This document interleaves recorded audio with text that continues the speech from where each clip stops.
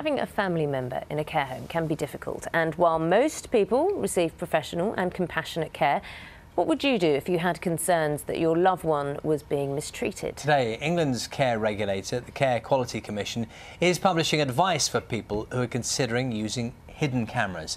The move follows several high-profile incidents where secret devices have been used to capture evidence of poor quality care. To talk more about this, we're joined from Bristol by Caroline Harris, whose mother-in-law was abused in a home. And with us here in the studio is Chris Thomas, who runs a care home in Salford. Welcome to you both. Caroline, let's talk to you first. Can you tell us why you and your partner decided to install a camera in your mother-in-law's care room in the care home? What were your concerns and what did you find?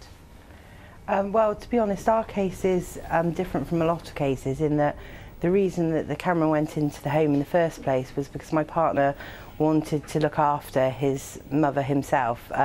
Unfortunately, her illness was deemed to be too challenging, so they had no choice but for her to go into a care home.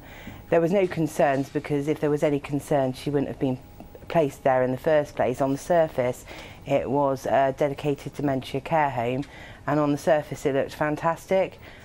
He just wanted to make sure that she was getting adequate care and making sure she was happy, just for his own peace of mind. Unfortunately, that wasn't the case, and he picked up abuse on it, and it was obviously very traumatic. Caroline, we're going to show some of the pictures actually of your mother-in-law at the moment. Just her in the care home, and we can show these pictures to see exactly what happened to your mother-in-law. And as you said, it was very distressing and very traumatic. Can you tell us kind of the behaviour that you saw? Okay, well, to be honest, in the beginning, when she first went in there, the care was extremely good. And what was very noticeable, that as the weeks went on, as the carers were finding it apparent that she was unable to verbalise what was happening, it started with one of the particular carers going into her room. She had a box with some crisps and chocolate that was there for anybody to give her at any time, just to supplement the food that she was having.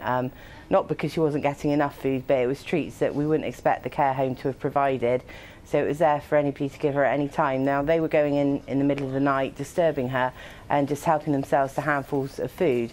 When that happened, because the actual physical care she was getting was still adequate, Jim decided that he was going to let that go and turn a blind eye to it, because all he cared was that his mother was actually getting a good quality of care. But then after that, you then started to see that the actual level of care was going downhill. They were manhandling her like a sack of potatoes. It then progressed to teasing her, using foul language and calling her names. And unfortunately, in the end, you've got one carer that grabbed her by the throat and threatened her. You also had a carer hitting her. You had carers bending her hands back.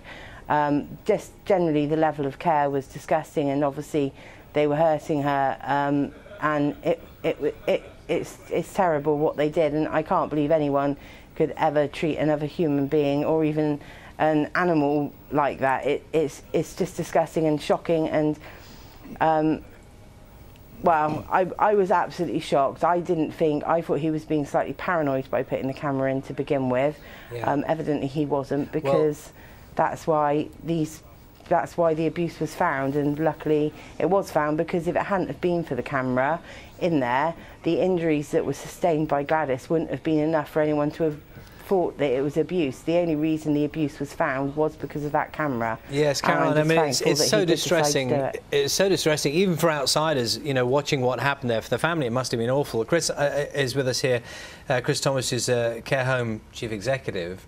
I mean, I saw you wincing as you were seeing those images as well. The thing is, of course, that this plays to people's worst fears, doesn't it? The fear, and there must be people who come in, even in your care home, and I know you're good enough to come here and, you know, talk to us. When they leave, that little bit in your head that goes, I wonder what it's like when we're not here. I fully understand that, and before I say anything else, though, those images are absolutely abhorrent and completely unacceptable. However, the issue of someone leaving is something that we're very, very aware of, because of course you place your trust, and trust is a word that's been used a lot this morning with regards to the issue of cameras. We are entrusted with, you know, up to 48 veterans of the armed forces living with us at Broughton House, and that is quite possibly the most important thing to us, that whole trust thing, because out of trust comes safety, but also dignity, respect and privacy.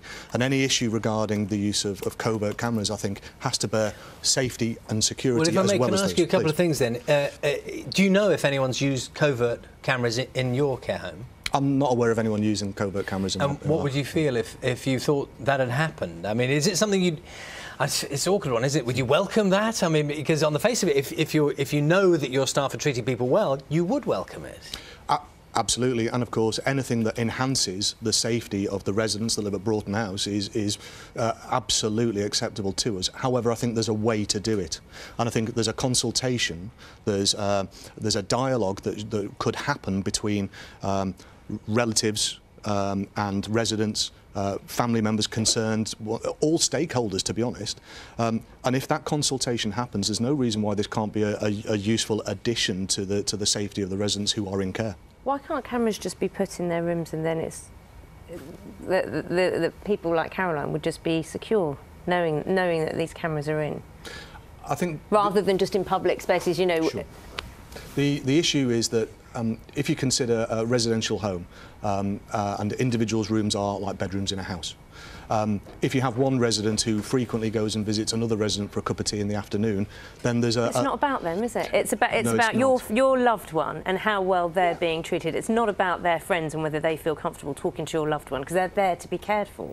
They are there to be cared for, but we have to be mindful of filming other people as well can lead down a whole ethical nightmare. And I pick up on the point that Caroline made there about her injuries alone, or the injuries to her mother alone were not sufficient to spark some form of investigation. That's probably the most worrying thing about that whole piece, because I know from experience that when we receive a complaint or an issue, that we investigate ourselves, but also we have the support and guidance of the local authority, and on occasion the CQC, if any concern is raised. So that's probably the more concerning thing about that piece. Caroline, just one last thought from you on that issue of whether routinely you think there should be cameras within individual rooms so that it's just there, the images that people could see openly. What do you think?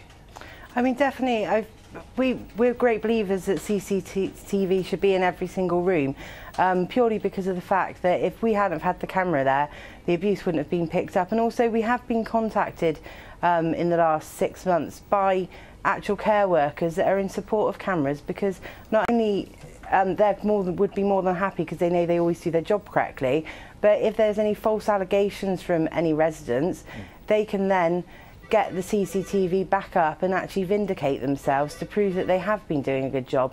I mean, there are so many fantastic carers out there doing a fantastic job, and unfortunately, because of the nature of the job, they are underpaid, undertrained and under-supported by the care home sector.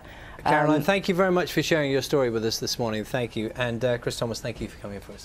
Thank you. Thanks for your time.